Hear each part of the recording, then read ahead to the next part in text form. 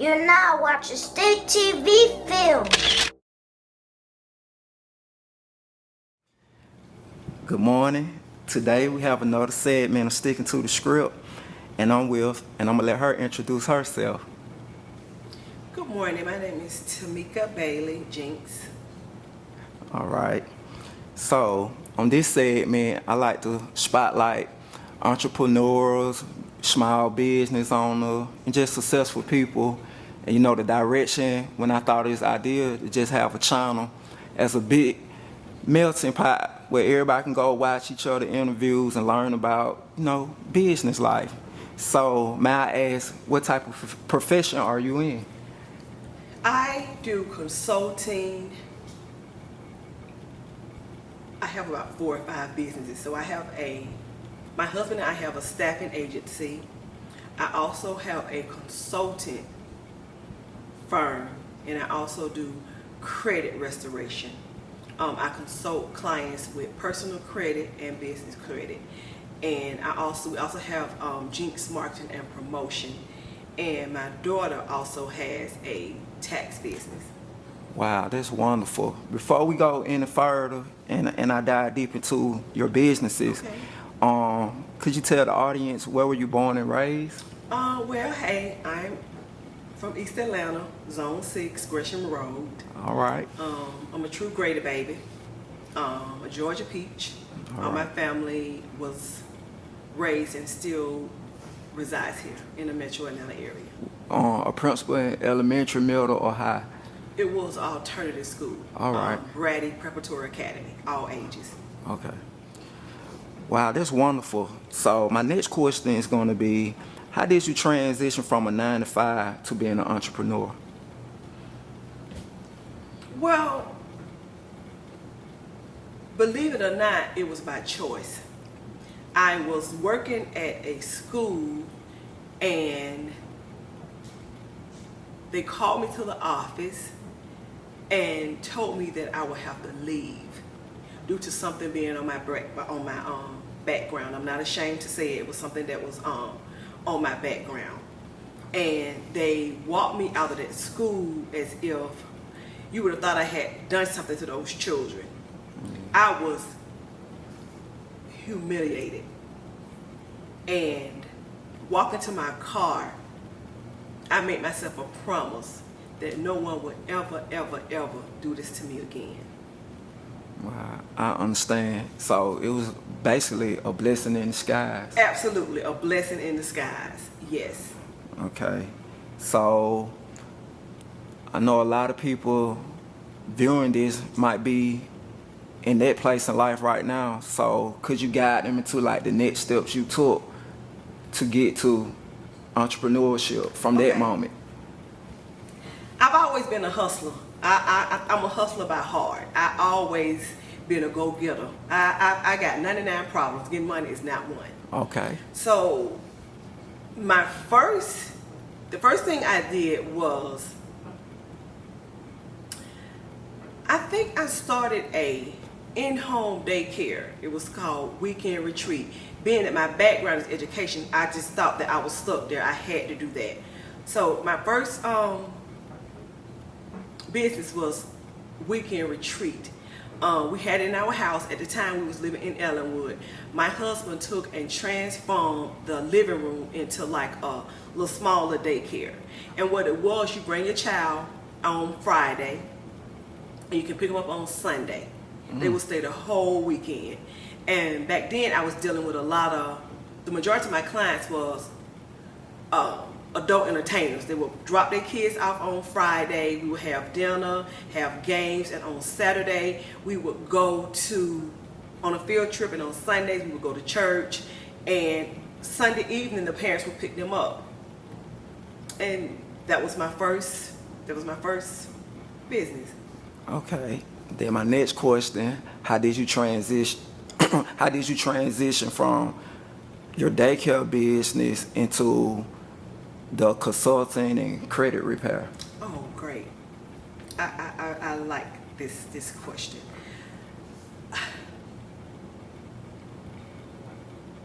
I went to the car lot to purchase me a car. I went to Mercedes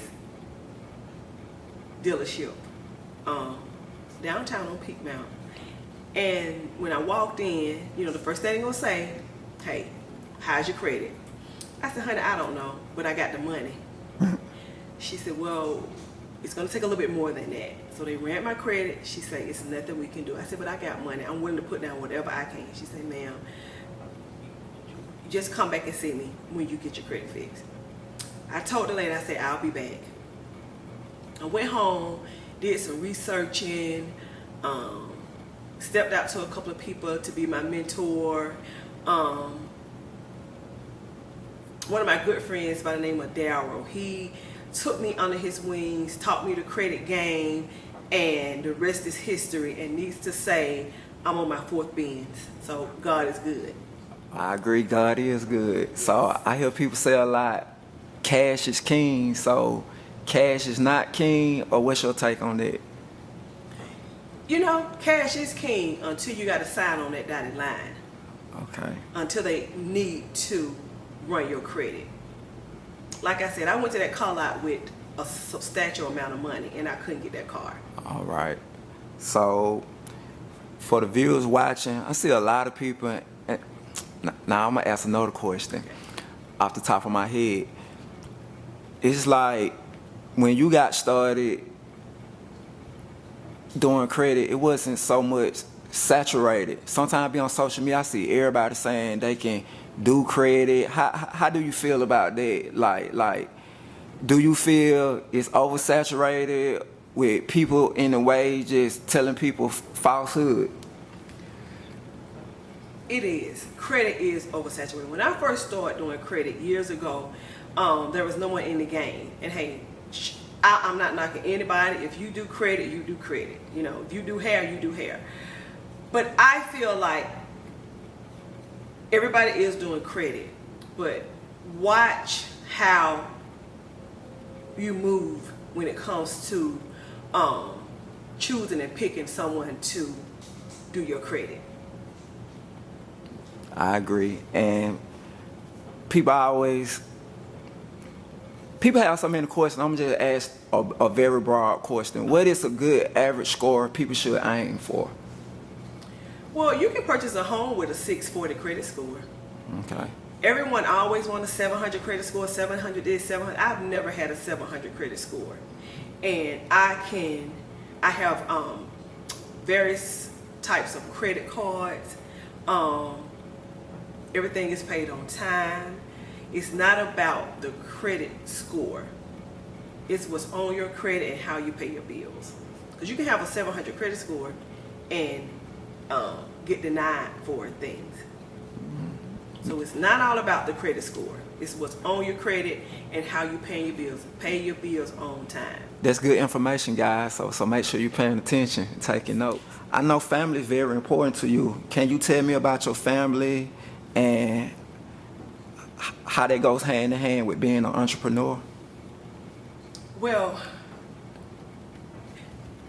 being an entrepreneur have gave me the freedom to do whatever I want to do, what I want to do. And it's not always hard. It's not always easy. You get phone calls. These clients think that you don't never have a day off, but I have my family first. I have my husband that I adore. He adores me. I have my daughter. I have one grown child. She's 31 years old, and we do a lot of business ventures together. And then I have 3 grandchildren, and I have my mother. I have my aunt. I have close aunts and cousins, and I have a nephew. My mother had 2 children. It was myself, I was the oldest, and my brother Dante. He passed in 2004. He was allergic to a bee and did not know he was allergic. He died instantly. Wow. That really took a toll on my family, but through the grace of God, we made it. We made it. And like I say, family is important. I'm going to enjoy my family. I'm going to make sure my family is okay, and we're going to be okay. I know your daughter close to you and y'all do great business together. So for the next generation, do you want your grandkids to follow the same footsteps, or are you open to them like doing other ventures but still being successful? Like, what's your take? Well, but I come from the old school, and back in the day, you had to do. If your dad was a truck driver, what you was gonna be a truck driver. If your mother was a teacher, you were gonna be a teacher. I don't want my grandchildren to follow in my footsteps. This entrepreneur venture is hard. It's long. People go scandalize your name. They're gonna call. They're gonna, hey, just do your own. My grandchildren, they're gonna be very successful. The two boys, Tyler and Tristan, they very successful in sports. The youngest is my granddaughter Taylor Jane. She's 7. She is just the light of everybody's life. I want them to make their own path. I'll be there for them to guide them. But hey, if they want to, be entrepreneurs, that's fine. But I want them to decide what they want to do and make their own path and follow the right path. I agree with you 100% because I have a child, I have a son, and I'm an entrepreneur, and he gets to see a lot of things at a young age that I didn't get to see, in a good way. But people always be like, you gonna talk that camera like your dad, or I be around a lot of music artists, or he gonna be a rapper, and I'm like, nah, I want to guide him into the path God wants for him, but I'm not forcing. I see a lot of people try to live through their children, and that's why I asked that question, and that's why I didn't make my son a junior, because a lot of people, not judging nobody, they do that, and they try to, the stuff they couldn't do, they try to force it on their kids when they kids they own separate individual. Absolutely. So that's why I asked you that question. Absolutely. So my next question would be, I know your immediate family, y'all close, but is it hard dealing with family, like pertaining to like wanting discounts, or just feel like you owe them something because y'all have the same blood?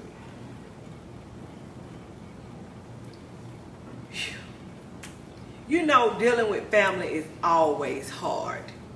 It's always hard. When I only have family working in my office, and I'm sure you can attest to that. When you come to my office, my mom, my cousins, it's a family-owned business. But it's hard when it comes to family.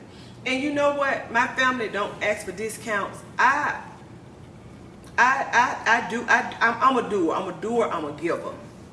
And what I do for people, I do from the goodness of my heart. I don't do to get points.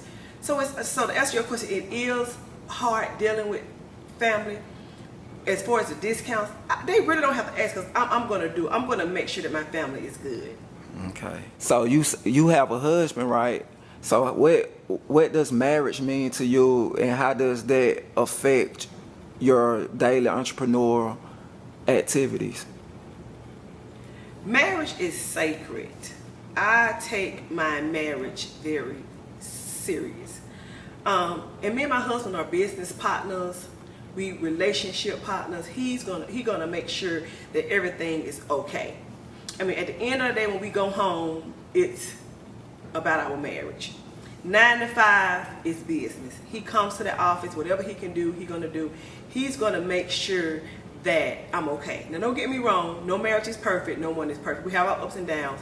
But at the end of the day, and for the most part, my husband, he makes sure that I'm okay. He makes sure that business is okay. He makes sure that my family is okay. That, at the end, he tell me, hey, you know what? It's gonna be okay. That's great.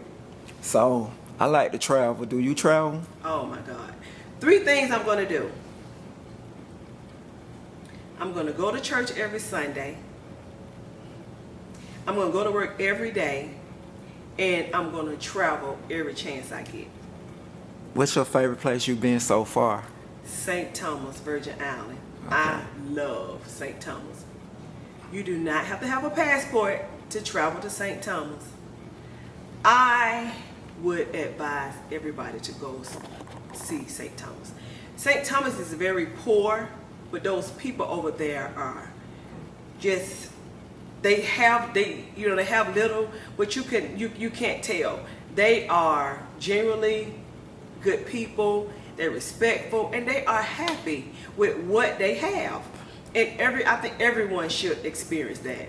I can attest to that. I've been to St. Thomas. Okay, And okay. I got on the ferry and I went to the other island on Yes. St. John. Yes. And both beautiful.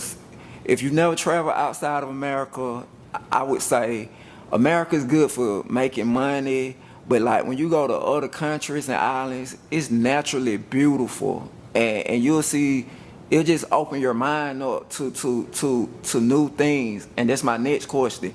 By you traveling, not only St. Thomas, how did that affect your mentality when you tackle like new businesses and your entrepreneurship and family as well? How does that open your mind? Because just being here, like I said, I'm from Atlanta, was born at Grady Hospital, from the east side, Gresham Road.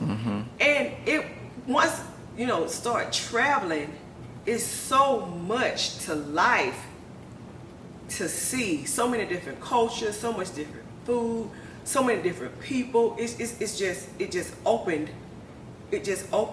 my eyes up to see, hey, it's so much more. Get out the box. Get out the box. I hear people say this a lot. Like they always say, when you in your comfort zone, once you step outside your comfort zone, you grow. So And that is that's true, right? That is so true. And I've always been in my comfort zone. Just even now, just laid back. I don't have 10,000 followers on Instagram or Facebook or TikTok or whatever you have, but I am always in my comfort zone. I'm laid back. I don't post pictures of money. I don't post what I drive or where I live. Being in your comfort zone can be, good and bad. But I stay in my comfort zone. But when it's time to get out my comfort zone, I can do that as well. Yeah, I agree. I didn't get on my first flight to 30, and it was a booking in Texas for a wedding. Oh wow! And it was like once I did it, it opened my mind. Like I can do this. Oh, I ain't have nobody holding my hand. I ain't have to consult with nobody. I heard God say go, and I went. And it's like after I did that, I'm been on over 40 plus flights now. You understand what I'm saying? So that's from one entrepreneur to another. Viewers, like go out there and get it and keep God first. So where do you see yourself in the next 5 years? In the next 5 years, I see myself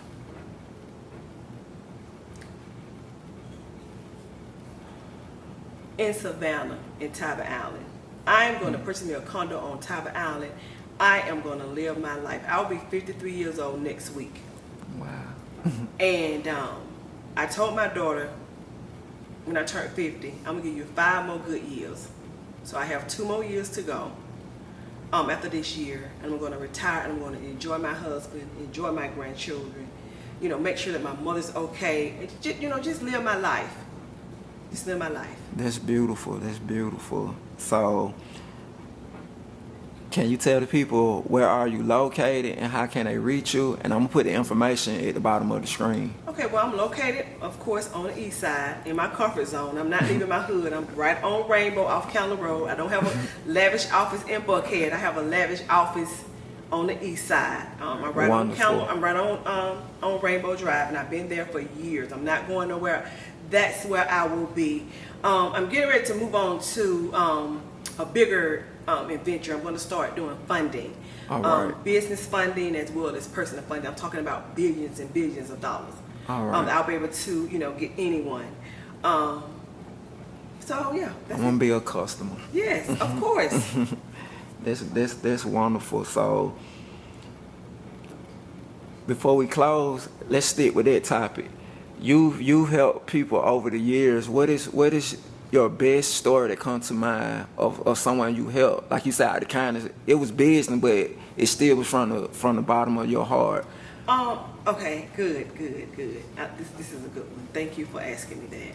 I had a client did about 10, 15 years in federal prison. He came home. He came to see me.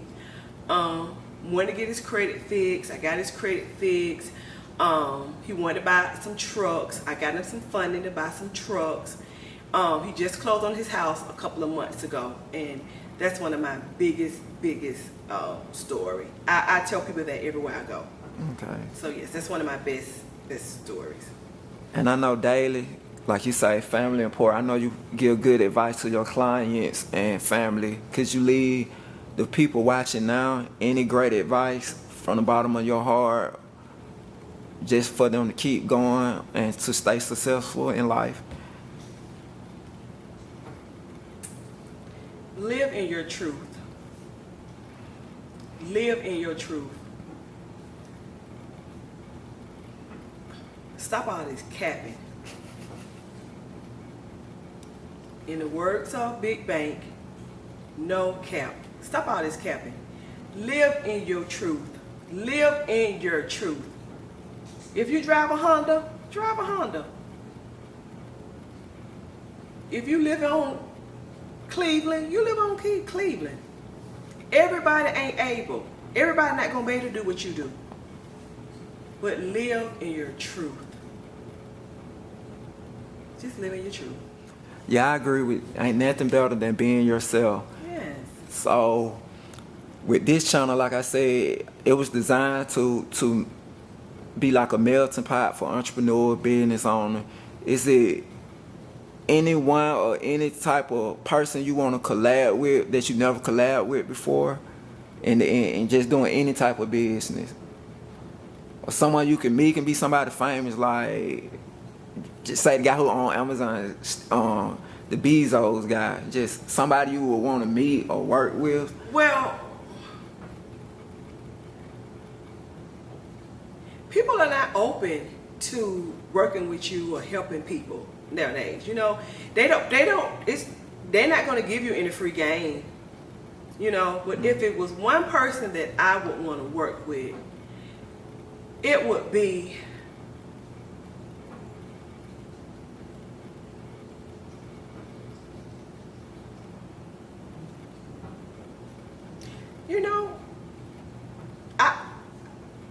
I really can't name no one right offhand. You seem like me. I just randomly ask you that question. Right. And that's how I be feeling. I get to meet a lot of quote unquote famous people, and then I meet everyday people, and I just take whatever God give me. Right. Like, I'm never starstruck. I'm never. You get running behind nobody, and like I say, it just popped up on my head. So that's a good answer if you ask me. I've never gotten into. I've never been starstruck, and just to bear out from your question, I took my staff last year for Mother's Day. We went to Houston, Texas, and we went to it's this place called a Turkey Leg Hut in Houston, Texas. The line is from here to. You have to wait in line over an hour. Mm-hmm. And we finally waited, and we got up to there, and the guy asked us, we got up to the front to be sitting, the guy asked us where we was from. And we said, we're from Atlanta. He said, oh, y'all good. Everybody in Atlanta celebrities. Yeah. I was like, oh, wow. Really? He said, oh yeah, y'all, everybody in you I mean, so they portray to be, celebrities. But it's just that I've never been starstruck. I wish everybody well. Mm-hmm. I just want to be the best me, that I can be. I agree. I get most of my bookings from word of mouth or like Instagram. Absolutely. But I had this one guy, and we still tight to this day. He found me off YouTube. And the video he saw me on was when we had the first big Zone 6 day. And he said everybody who hopped in front of my camera without them asking would shine me out and would just supporting me. And he said that must be a good dude. And he booked me. And this guy done flew me places and had me do all types of work just from him watching and seeing like the type of energy you dish out. So like she said, it ain't about being a celebrity, it's just about being true to yourself and doing great work. Like, not only do people know me, like, you do great work, she does great work. And just keep, that's the number one thing, focus on the work and everything else will come. And I'm not gonna lie, I used to write on a piece of paper like people I wanted to work with. And it was some people I did want to work with, and I wrote it on paper. And to be honest, majority of those people, I end up working with them. So it's nothing wrong with collabing. She ain't say nothing wrong with it. I'm trying. That's the purpose of this channel. Right. To break that wall down, Absolutely. and we are. It's enough money out here for everybody, Yes. and it's enough information for everybody, where Yes. everybody can be successful. Yes. You think Burger King worrying about what McDonald's doing? Nope. So I wish everybody Yep. well, much success. I wish everybody well. Yes. You're now watching State TV Film.